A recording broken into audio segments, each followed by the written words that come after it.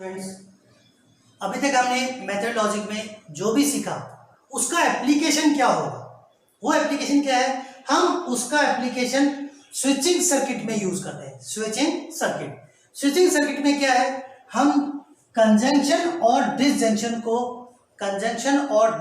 को switching circuit के form में लिखते हैं। कैसे लिखते हैं, सपोज अगर हमारे पास ये स्टेटमेंट और ये वाला स्टेटमेंट है, ठीक है। सो अगर कंजंक्शन होगा तो हम सीरीज में कनेक्ट करेंगे स्विचेस को।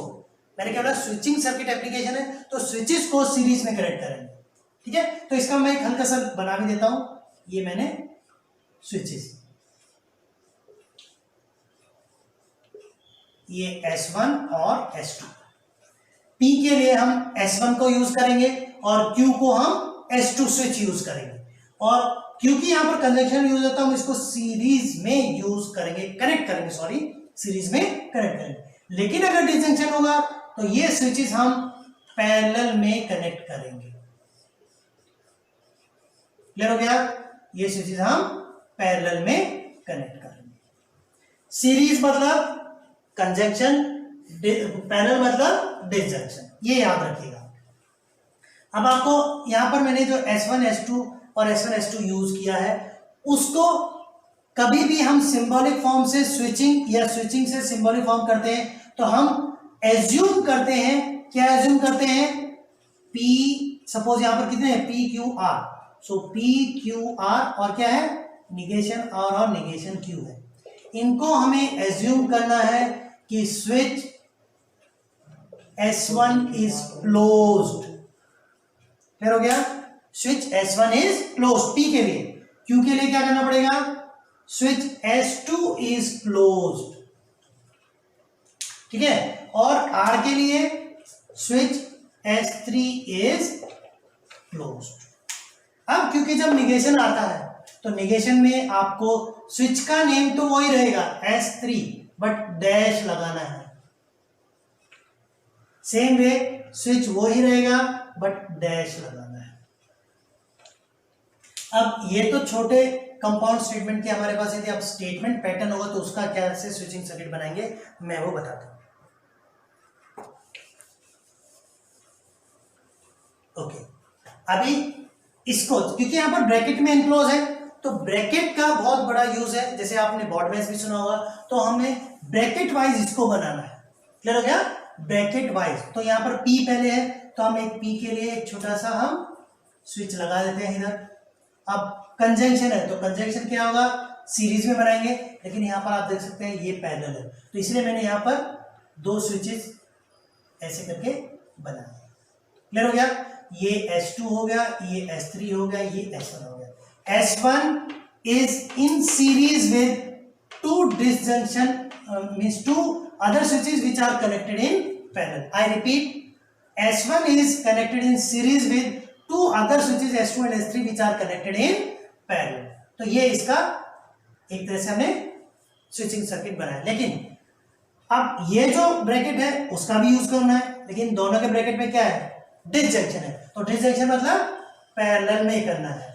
और जो ये वाला ब्रैकेट है इसमें सभी सीरीज में कनेक्ट है, सभी हमारे सीरीज में कनेक्ट है। इसका नेम क्या है, S3 डैश है क्योंकि निगेशन R है। इसका क्या है, S2 डैश है क्योंकि निगेशन Q है। और ये S1 हो गया और ये हमारा एक स्विचिंग सर्किट बन जाता है। इसके लिए ये लैंप हो गया और हम एरो डाल सकते हैं इसमें, है ना। ये हमारा कंप्लीट हो गया स्विचिंग सर्किट। क्लियर हो गया।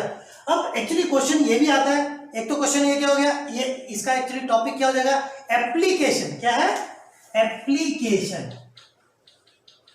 Application of logic. और लॉजिक में क्या आ रहा है, मैथमेटिकल लॉजिक। क्या है, मैथमेटिकल लॉजिक, जिसमें हम स्विचिंग सर्किट से स्टेटमेंट बना सकते, सिंबॉलिक फॉर्म बना सकते हैं या सिंबॉलिक फॉर्म से स्विचिंग सर्किट। अभी अगर क्वेश्चन ये है कि मान लीजिए ये नहीं दिया हुआ, गिवन स्विचिंग सर्किट ये है, स्विचिंग सर्किट से सिंबॉलिक फॉर्म में अगर आपको बनाना, जो कि आंसर ये है, उससे पहले आपको ये एज्यूम करना पड़ेगा।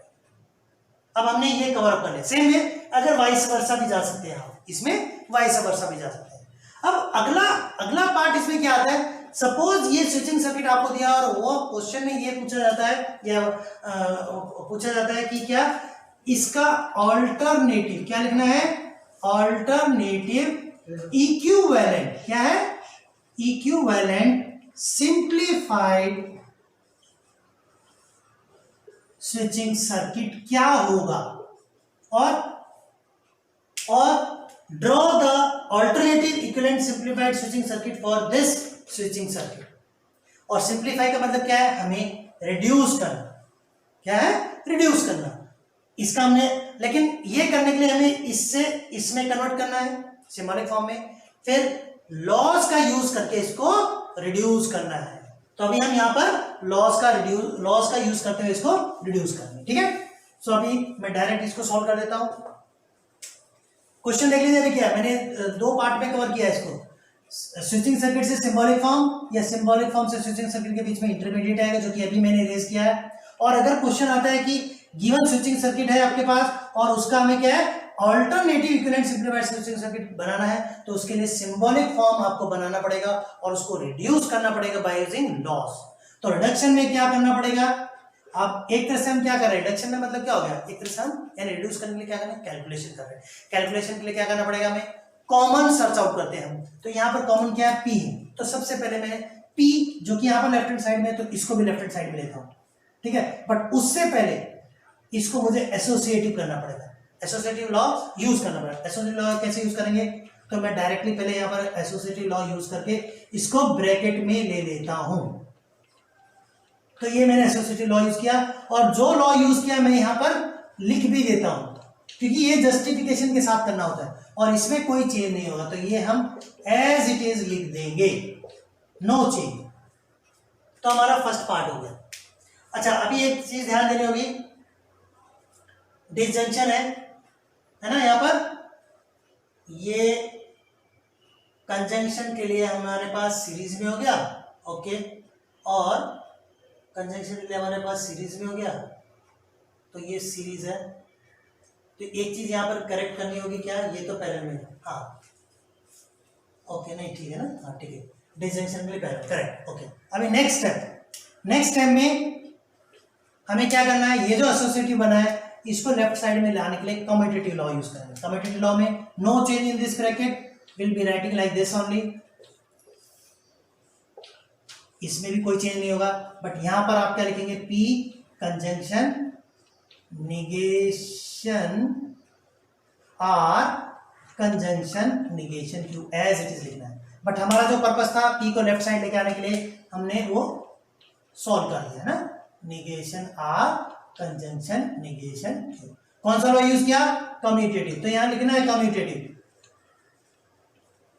ठीक है, यहां पर लिखना है हमें कम्यूटेटिव, ओके, डन। अब आपने देखा होगा यहां पर निगेशन और कंजंक्शन यूज हुआ है, तो इसको भी हम एक दूसरे वे में लिख सकते हैं by De Morgan's law. De Morgan's law क्या है, P conjunction negation R disjunction Q, ये हो गया, इसमें कोई चेंज नहीं होगा।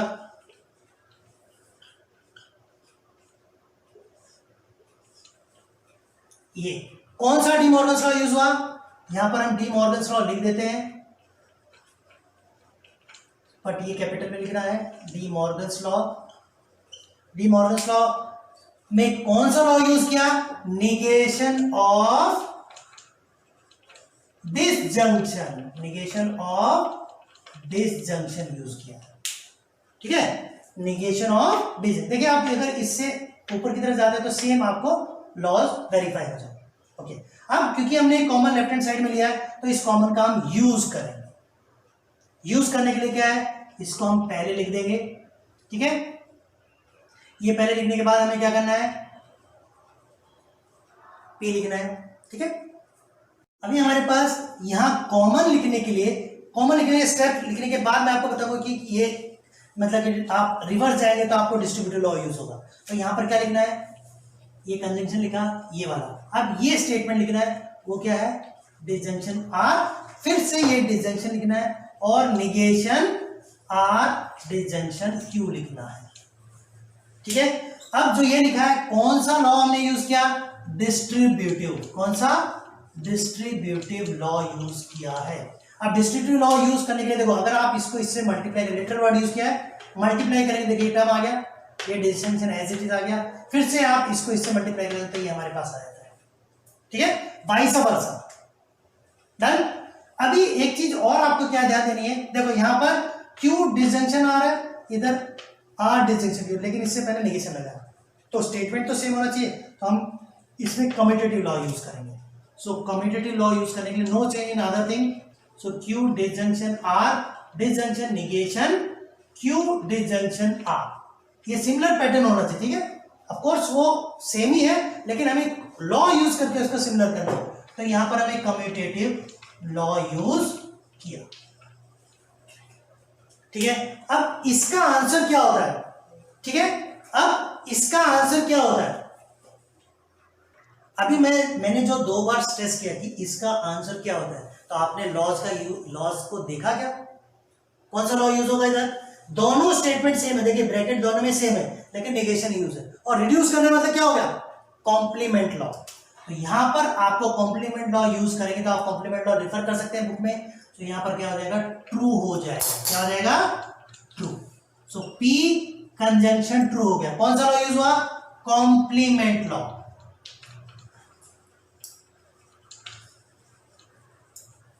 क्लियर हो गया, अब क्लियर हो गया, क्या आया, क्लियर हो गया, पी कंजंक्शन टी। अभी आपने देखा होगा, हमने इसको रिड्यूस करके पी कंजंक्शन ट्रू आ जाता है, कॉम्प्लीमेंट लॉ यूज किया, वापस इसको हम एक बार और अगर यूज करते हैं तो हमारे पास केवल स्टेटमेंट आ जाता है, केवल एक स्टेटमेंट। अब इसका मतलब क्या होगा, इस पूरे स्विचिंग सर्किट का रिड्यूस करते हैं हम, तो हमारे पास आंसर केवल एक स्विच पी आता है। तो ये कौन सा हो गया, alternative equivalent simplified switching circuit for this given, final हमारा क्या होगा, पी, हमारा आंसर पी आ गया। अब हमें अल्टरनेटिव बनाना भी है इसका, तो अल्टरनेटिव बड़े सिंपल तरीके से बन जाएगा, देखिए ये हमारा पी हो गया, और यहां पर हमने बैटरी लगाई, ये लैंप, बस S1, ये हमारा सिंप्लीफाइड सर्किट हो गया, ठीक है बच्चों। अब मैं एक क्वेश्चन आपसे पूछना चाहूंगा, जो यहां पर मैंने पी कंजंक्शन टी लिखा है, ये पी तो लिखा, लेकिन आप अभी लॉज फटाफट देख लीजिए, मैं 1 सेकंड में आपके पास वापस आता हूं कि ये पी लिखने के लिए क्या जस्टिफिकेशन देंगे। देखा आप लोगों ने, क्या आया आंसर, आइडेंटिटी लॉ, क्या है, आइडेंटिटी लॉ। अगर ये आपने नहीं लिखा तो आपके मार्क्स डिडक्ट हो जाएंगे, क्योंकि हर एक का जस्टिफिकेशन, तो मैंने दूर लिखा हुआ तो मैं इसको नजदीक ले लेता हूं, हर एक का आपको जस्टिफिकेशन लिखना है। तो फाइनली हमें ये आउटपुट मिला पी, उसका हमने यहाँ पर सर्किट डायग्राम भी बनाया, स्विचिंग सर्किट बनाया, not circuit diagram, switching circuit बनाया, लैंप भी लगाया है, लैंप ये राउंड हो गया, लैंप हो गया, और इसका ये हमारा सिंप्लीफाइड, ठीक है। सो हमारा थोड़ा मेहनत लगा, एक ही उसमें क्वेश्चन में मैंने आपको सभी चीजें यहां पर बता। अब ये आपको ध्यान रखना है, अगर आपको इसका स्विचिंग टेबल या ट्रुथ टेबल आप जिसको बोलते हैं बनाएंगे, तो उसमें 1 and 0 का यूज करना है। क्या यूज करना है, 1 and 0। ट्रू के लिए इक्विवेलेंट वैल्यू क्या होती है, 1 होती है, और फॉल्स के लिए 0 होती है। जब भी आपको इसका स्विचिंग सर्किट का ट्रुथ टेबल, जिसका कि करेक्ट वर्ड है इनपुट आउटपुट टेबल बनाना पड़ेगा, तो उसमें आपको क्या करना है, ट्रू के लिए 1 और फॉल्स के लिए 0 लेना है, ठीक है। सो वो भी मैं आपको एक नेक्स्ट उसमें बताता हूं। जैसे मैं बता रहा था आपको कि इनपुट आउटपुट टेबल, लेकिन हमारा स्टार्टिंग क्या था, स्विचिंग सर्किट था, स्विचिंग सर्किट से सिंबॉलिक फॉर्म और उसी से कंसर्न इनपुट आउटपुट टेबल, और इनपुट आउटपुट टेबल और ट्रुथ टेबल में कोई चेंज नहीं है, केवल टी की जगह आपको 1 यूज करना है और फॉल्स की जगह 0 यूज करना है, और रोज और कॉलम के लिए सेम रूल फॉलो करना है जो आपने ट्रुथ टेबल के लिए यूज करा। तो यहां पर कितने कॉलम बनेंगे, ये आप देख सकते हैं, 3 हमारे पास स्टेटमेंट लेटर्स हैं, 1 2 3, उसके लिए कितने रोज बनेंगे हमारे पास, रोज 8 रोज बनेंगे, तो उसके लिए हम क्या लिखना है,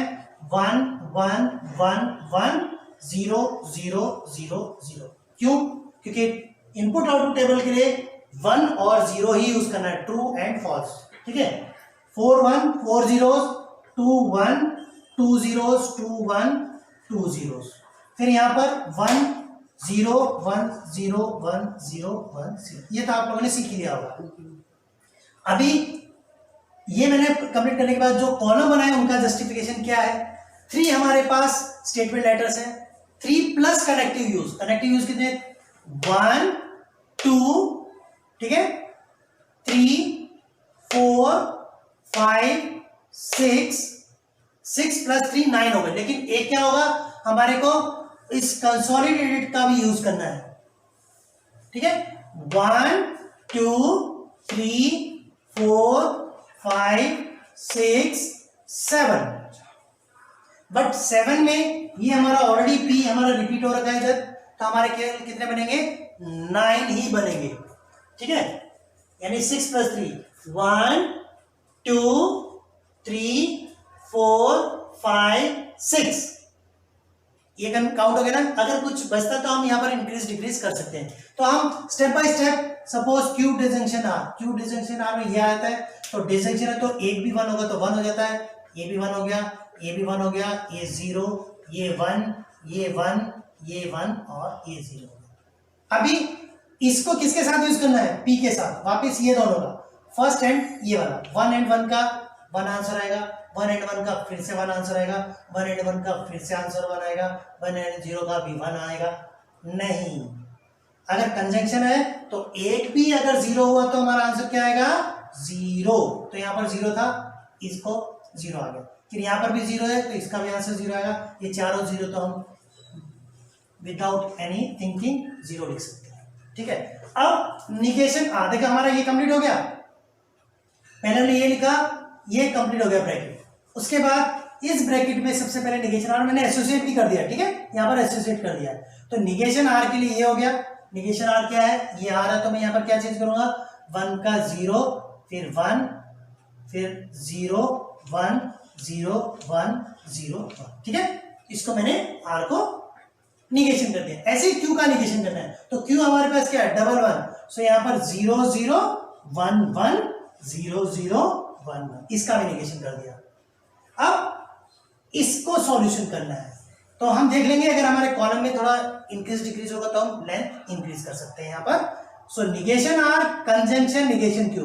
सो निगेशन आर हमारे पास ये है और निगेशन क्यू है। कंजंक्शन में कोई भी एक 0 होगा तो 0 आता है, 0, ये भी 0 हो गया, ये 1 आएगा, ये यहाँ पर 0 है, यहाँ पर भी 0 होगा, यहाँ पर भी 0 होगा, बट यहाँ पर 1 होगा। अब इतना कंप्लीट करने के बाद हमें ये दोनों इंक्लूड करना है। इसके साथ हमें क्या इंक्लूड करना है? पी इंक्लूड करना है। पी यहां पर है। ठीक है, सो 1 1 1 1, लेकिन यहां पर 0 0 0, तो 3 zeros हमें करना है क्योंकि कंजंक्शन में हमारा क्या होता है? 0 ही होता है। यहां पर 1 हो जाएगा क्योंकि ये 1 और ये 1 है, बट यहां पर बाकी सब 0 है, तो हम यहां पर बाकी सब 0 ब्लाइंडली लगा सकते हैं। Okay, 1 2 3 4 5 6 7 8 done. अभी कुछ एक बाकी है क्या? नेक्स्ट, यस बाकी है। क्या बाकी है? एक ये फुल बाकी है। इस पूरे को, इसलिए मैंने यहाँ एरो डाला हुआ है यहाँ पर, तो इसका भी यहाँ पर आउटपुट लिखते हैं। वो आउटपुट के लिए कौन कौन से कॉलम को यूज करना है हमें? कौन कौन से कॉलम को? ये ब्रैकेट यहाँ पर है, ठीक है, और ये यहाँ पर। तो अगर मैं कॉलम का नाम देता हूं, सो यहाँ पर फर्स्ट, सेकेंड, थर्ड, और इसको थोड़ा सेग्रीगेट भी कर देता हूं। यहां पर इनको सेग्रीगेट कर देते हैं।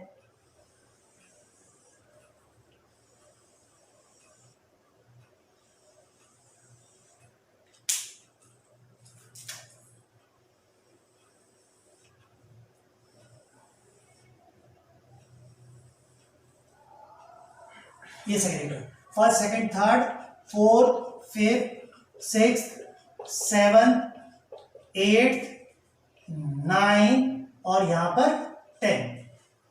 तो कौन कौन सा कॉलम हमें कंबाइन करना है? ये वाला इधर है, तो यानी 5th and 9th, 5th and 9th को कंबाइन करना है। सो 1 0 डिसजंक्शन है, ये ध्यान रखना 1 और 0 बीच में डिसजंक्शन है, तो कोई भी एक 1 होगा तो हम 1 लिखेंगे, यहां पर भी 1 है, यहां पर भी 1 है, सो इन तीनों के लिए हम 1 लिख सकते हैं इधर। ओके, उसके बाद ये 0 है, ये 1 है, तो इसके लिए भी 1 लिखेंगे। नेक्स्ट क्या आता है, देखो ये 0 0, तो ये 0 0 0 0 सब 0। अब अगर आप ध्यान देंगे तो लास्ट हमने इसका सिंप्लीफाइड p निकाला था, तो अब आप ये मैच कर सकते हैं, ये इसलिए मैंने यहां पर नहीं लिखा था, ये मैं p लिख सकता हूं। इससे थोड़ा सा पीछे अगर आप रिवर्स करके देखेंगे या रिवाइंड करके देखेंगे तो आपको ध्यान आएगा कि हमने जो स्विचिंग सर्किट स्टार्टिंग में लिया था उसका सिंप्लीफाइड यानी ऑल्टरनेटिव इक्विवेलेंट सिंप्लीफाइड सर्किट क्या था, p। अब यहां पर देखिए ये p और वो p एग्जैक्टली सेम है।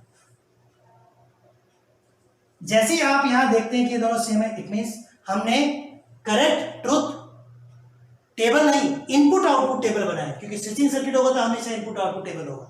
ट्रू की जगह पे 1 लिखना है और फॉल्स की जगह पे 0। ठीक है, सो आज इस लास्ट हमारा जो टॉपिक है ये कवर करने के बाद मैथमेटिकल लॉजिक में ऑलमोस्ट ऑल टॉपिक कवर हो जाते हैं। तो बच्चों आप सभी फिर से इन टॉपिक को एक बार आप रिवाइज करेंगे टर्न बाय टर्न, सो आपको सारे टॉपिक अच्छी तरह से आ जाएंगे। Thank you for watching, thank you.